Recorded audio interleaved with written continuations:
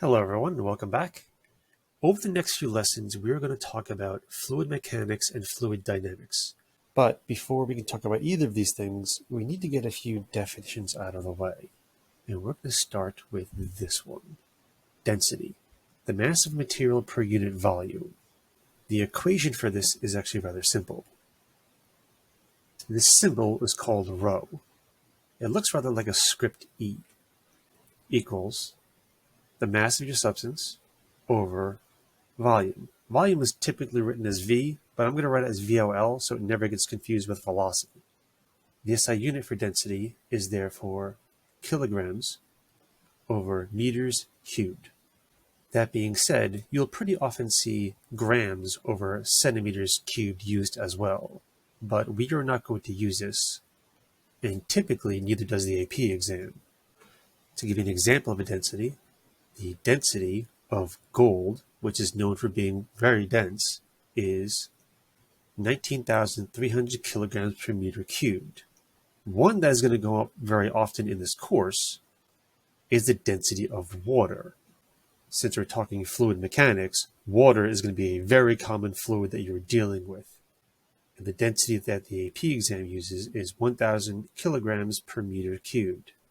The actual density of fresh water is closer to 997, but with rounding errors, this is perfectly fine. It is in fact used so often that I'm going to put it down the lower right-hand corner here. And I'll put density right here. The next definition we need to talk about is pressure, force exerted per unit area. Now, we've dealt with force already pretty often, but now we're dealing with force per unit area.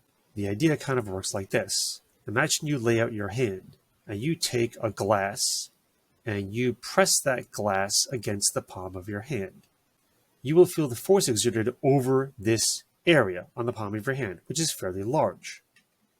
If you take a pen and press it against the palm of your hand with the same force, that may be a little less comfortable, because that force is now applied over a much smaller area. Finally, if you take that same amount of force and apply it using a hat pin, this would be extremely uncomfortable and most likely break the skin, because the force that is applied is now over a very tiny area that is the tip of the pin. So these three situations are an example of the same force being exerted over different areas. Therefore, they have different pressures. The equation for pressure is also pretty simple. Force over area. The unit, therefore, is newtons over meters squared. Now, this is perfectly fine as a pressure unit. Although that being said, this unit has a nickname. Just like newtons is a nickname for kilograms times meters over second squared, and watts means joules per second. Basically, the larger units were named after someone, so you don't have to write the larger unit every single time. The same thing is true for this. Newtons per meter squared can be written as a Pascal. So 1 Newton over meter squared is a Pascal, typically abbreviated as just PA. Now again, this is perfectly valid for a pressure unit. However, if pressure is ever given to you, it is typically will be given to you as pascals. If you want to see the cancellations in the math, you can literally rewrite it as this, and this is perfectly fine. In fact, if you use this as a unit, any grader for the AP exam should recognize this as a pressure unit perfectly fine. Or you can use pascals. But again, if you are given pressure, it would typically be in pascals. So I'm going to take our pressure equation and I'll put it right here. All right. For the next thing I want to talk about, we need to use a little bit of imagination. I want you to imagine that you are lying on the floor of your bedroom and you look up at the ceiling. Now, the typical ceiling is about 8 feet from the floor or 2.43 meters. Then I take a 1 gallon or 3.79 liter jug of water and I place it on your stomach. Now, this may be slightly uncomfortable, but it is not too bad. But then I start placing more and more jugs of water on your stomach. This would very quickly become uncomfortable. In fact, if I kept going, this may actually be dangerous. However, if you look up at the ceiling of your room and think about it, if you've ever been the deep end of a pool, you have probably been about 8 feet underwater. In fact, when people go swimming, it is very common they swim or dive to 8 feet just for fun. And it is neither uncomfortable nor harmful. But if I stacked 8 feet worth of jugs of water on your stomach in one spot, this would be rather uncomfortable. So, what is the difference? Well, the difference is all this force is applied over a single area in this person's stomach, but only that area. And there is no other force applied anywhere else on the person to counteract this. Let me show you what I mean. Here is a water line. So if I place a box under the water, you would have a column of water above the box here, pushing down on the box. So I would have a force pushing downward from all this water being on top of the box. However, since water is a fluid, the water next to the box would be pushing on the box sideways. Basically put, let's say the box is empty, and I drilled a little hole in the side, water would immediately pour into the box. That is because the water is exerting a force on the box perpendicular to the surface of the box, and the box will push back on the water. So there is a force on the box in this direction from this side, and in this direction from the opposite side. Same thing is true, pushing forward and pushing back. Basically, water would exert a force on all 4 sides of this box. Now, not only is that happening, but the water underneath the box is also pushing upward. For now, let's imagine this box is not going anywhere. That means force gravitational of whatever the box is made out of is pulling down, and the water column on top of the box is pushing down on the box, and the water underneath the box will be pushing upward to prevent the box from going downward. Not only that, but the water at the bottom of the box is lower in the water column than the top of the box. And the deeper in the water you go, the more water is above you. That means that the greater the pressure is. And since water is a fluid, this force and this pressure will be exerted on all sides. Again, to show you what I'm talking about, if I drilled a little hole in this box and there was nothing in it, water would immediately start pouring into the box. That is because the water is pushing on the bottom of the box upward. And I want you to notice the force upward on the box here is a little larger than the force downward on the box. Again, that's because the lower part of the box is lower in the water than the top of the box.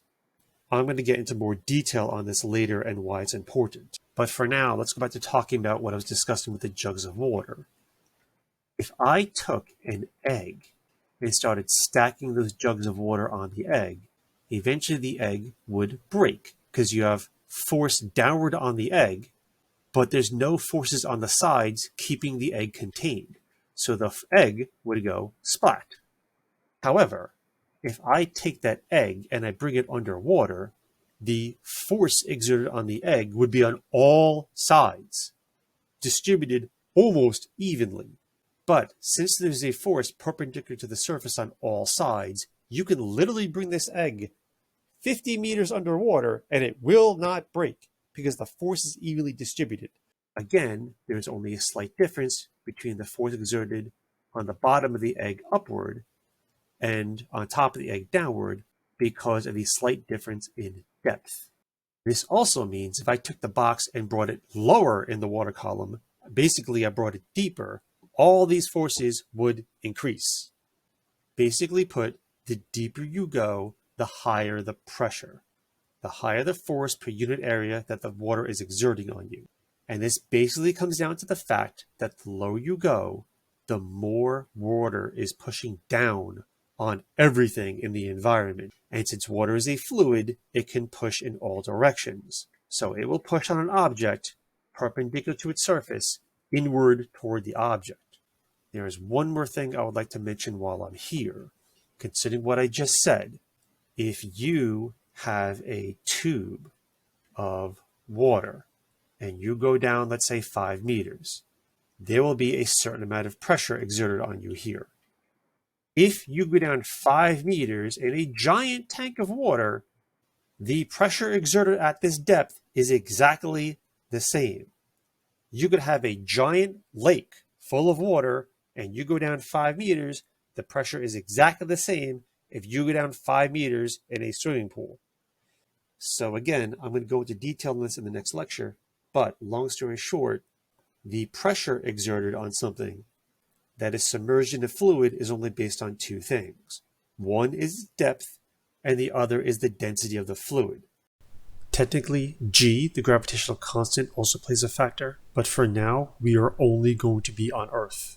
So I'm not going to change that value. For now, we are just talking water, plain, clear water, with a density of 1,000 kilograms per meter cubed, and that means if I go down the same depth, the pressure is exactly the same. The shape and size of the container does not matter. Okay, so let's take this idea and go a little further.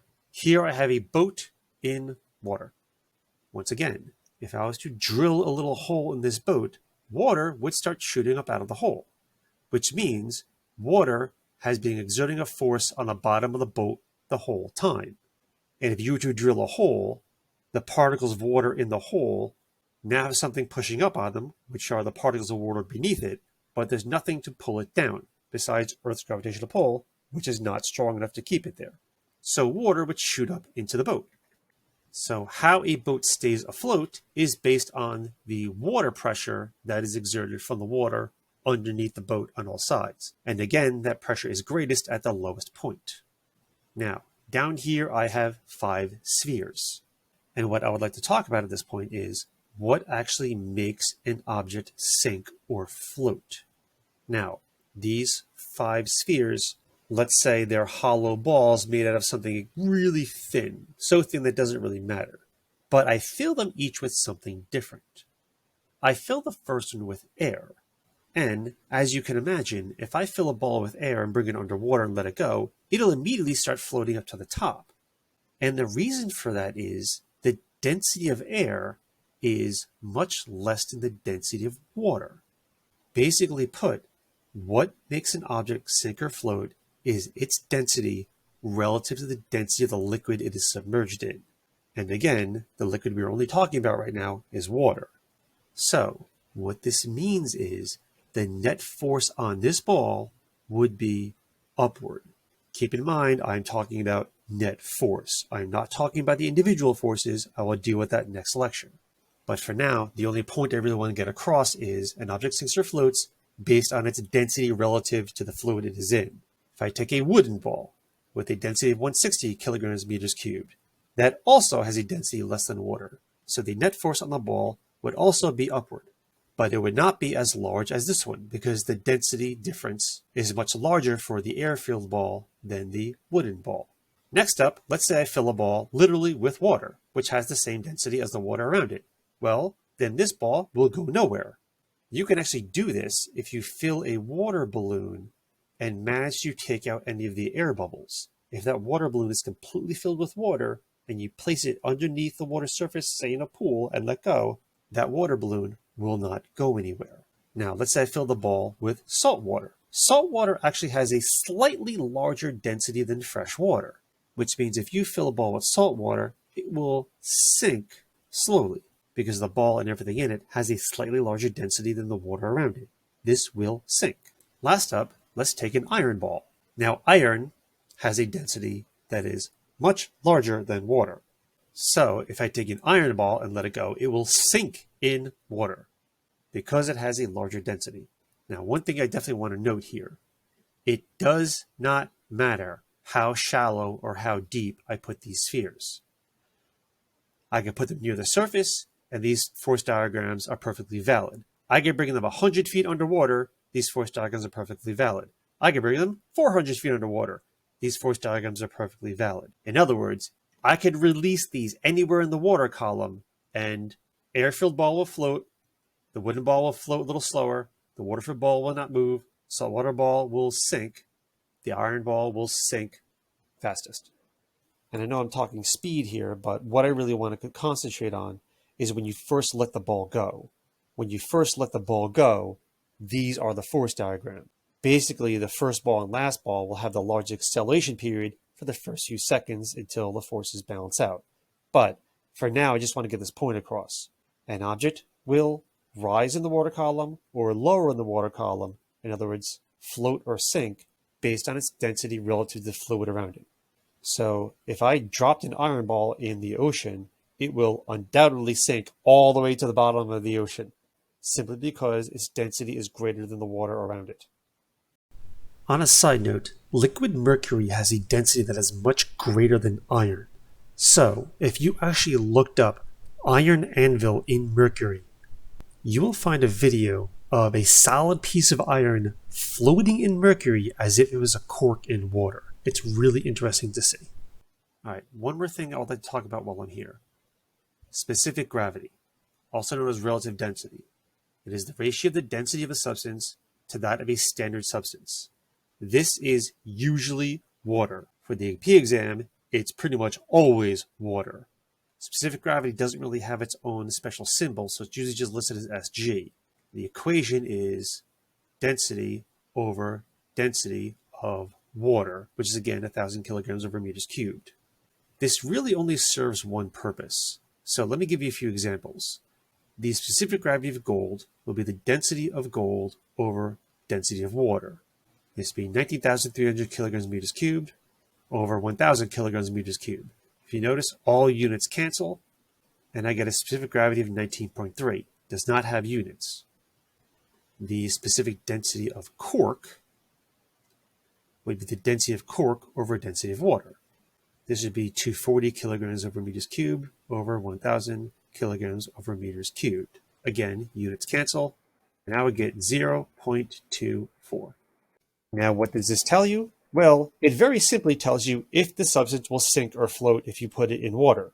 Any specific gravity that is over 1 will sink. Any specific gravity that is less than 1 will float. That's really what this is used for mostly. It is rare that this comes up on the AP exam, but if it ever does, what is probably a good idea is to simply rearrange this to solve for the density of the substance you are dealing with. Because when you're doing calculations, you're almost always dealing with the density of the substance and not its specific gravity. And getting that is easy enough because all you need to do is multiply by 1,000 and add the units on. Alright, so today we talked about density, we talked about pressure, we talked about the density of water, we talked about pressure increasing as you go lower in the water column, and we talked about the fact that an object will rise or lower in the water column based on its density relative to the fluid around it. And we had a short discussion on specific gravity and what it means. In our next lecture, I'm getting a little more detailed as to why something sinks or floats, and we will start talking about force buoyancy. All right, I'll end this here. Have a good day. This is Mr. M, signing off.